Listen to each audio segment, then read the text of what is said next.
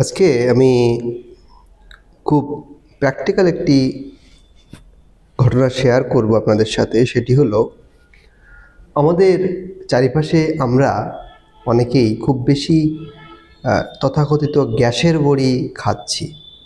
আসলে গ্যাসের বড়ি বলে তো কিছু হয় না। আমরা যেটাকে ডাক্তারি ভাষায় বলি পিপিআই বা এন্টি আলসারেন্ট, সেটাকে সাধারণ মানুষেরা সাধারণভাবে বলেন গ্যাসের বড়ি।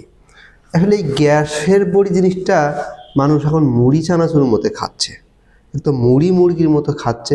কাজ নেই তো যেমন আমরা একটু মুড়ি খাই সময় কাটানোর জন্য, ঠিক অমনই আমরা গ্যাসের বড়ি প্রচণ্ড পরিমাণে খাচ্ছি।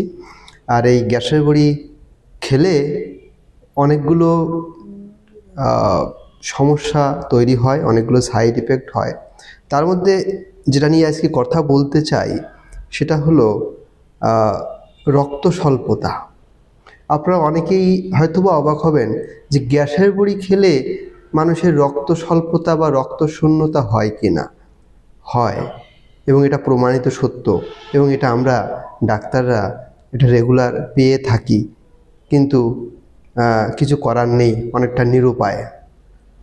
আমরা দেখি যে গ্যাসের বড়ি খেলে রক্তশূন্যতা বা অ্যানিমিয়া কেন হয়। আমরা রক্ত তৈরি করার জন্য, শরীরে রক্ত তৈরি হওয়ার জন্য যে যে এলিমেন্টগুলো লাগে, যে যে উপাদানগুলো লাগে, তার মধ্যে প্রধানতম একটি উপাদান হলো আয়রন। আয়রন এই আয়রন আমরা আমাদের দৈনন্দিন যে খাদ্য গ্রহণ করি, সেই খাদ্যের সাথে, সেই খাবারের সাথে আয়রন থাকে। সেটা ভেষজ খাদ্য বা প্রাণীজ খাদ্য, দুই ধরনের খাদ্যেই আমাদের আয়রন থাকে। তো এই আয়রন থাকে ফেরিক ফর্মে।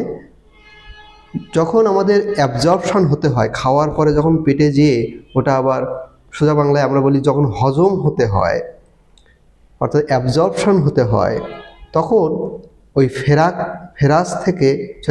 থেকে ফেরাস হতে হয়।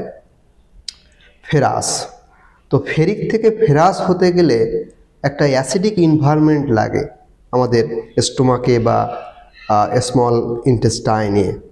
মেইনলি আসলে এটা ডিউডেনাম এবং জেজুনাম। তো এই ডিউডেনাম বা জেজুনামের এখানে আয়রন অ্যাবজর্পশন হতে গেলে একটা অ্যাসিডিক এনভায়রনমেন্ট লাগে।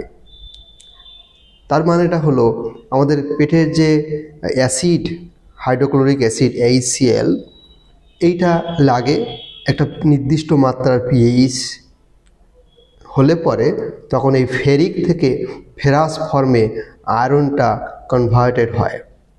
তো আমরা যারা দীর্ঘদিন ধরে অনিয়ন্ত্রিতভাবে গ্যাসের বড়ি খেয়ে যাচ্ছি, অর্থাৎ ওই পিপিআই খেয়ে যাচ্ছি, তাদের ক্ষেত্রে এই HCl যে অ্যাসিড, সেটা যথেষ্ট পরিমাণে তৈরি হতে পারে না, যে কারণে অ্যাসিডিক এনভায়রনমেন্ট তৈরি হয় না, যে কারণে আয়রনটা ফেরিক ফর্ম থেকে ফেরাস ফর্মে যেতে পারে না। আপনি হয়তো যথেষ্ট পরিমাণে আয়রন খাচ্ছেন খাবারের সাথে, কিন্তু সেই আয়রনটা হজম হচ্ছে না, অর্থাৎ অ্যাবজর্পশন হচ্ছে না। কারণটা হলো, আপনি প্রতিনিয়ত এই গ্যাসের বড়ি খেয়ে যাচ্ছেন। তো এই গ্যাসের বড়ি যদি আপনি খেতেই থাকেন, তাহলে আপনার আয়রন অ্যাবজর্পশন হবে না। এমনকি আমরা অনেক সময় রুগীকে খুব সচেতনভাবে প্রয়োজন হলে আয়রনের ক্যাপসুল লিখে দেই, এবং আমরা গ্যাসের বড়িটা লিখি না ওই আয়রন বড়ির সাথে। যদি গ্যাসের বড়ি খেতে হয় তাহলে অন্য সময় খেতে পারেন, অর্থাৎ আয়রন বড়িটা যদি আমরা রাতে খেতে বলি, তাহলে গ্যাসের বড়ি যদি লাগে তাহলে উনি সকালে বা দুপুরে খেতে পারেন, কিন্তু অতি অবশ্যই রাতের বেলায় আয়রন ট্যাবলেট সাথে খাবেন না। কিন্তু এবং আমি পারতপক্ষে বা আমরা অনেকেই আয়রন বড়ি লিখলে ওই সেম প্রেসক্রিপশানে গ্যাসের বড়িটা লিখি না। কিন্তু আমাদের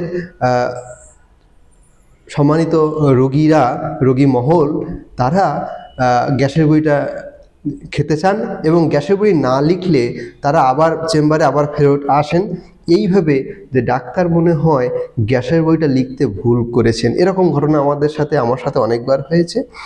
তো তারা আবার আসেন এবং আমি নিরুপায় হয়ে আরেকটা গ্যাসের বড়ি লিখে দিতে বাধ্য হই।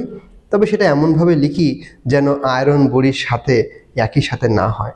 যা হোক, এই আয়রন বড়ি বা আয়রন আপনি যতই খান না কেন, যদি আপনি গ্যাসের বড়ি খেতেই থাকেন তাহলে আপনার পেটে আয়রন যাবে বটে, কিন্তু সেটা পেট থেকে আপনার রক্তে যাবে না।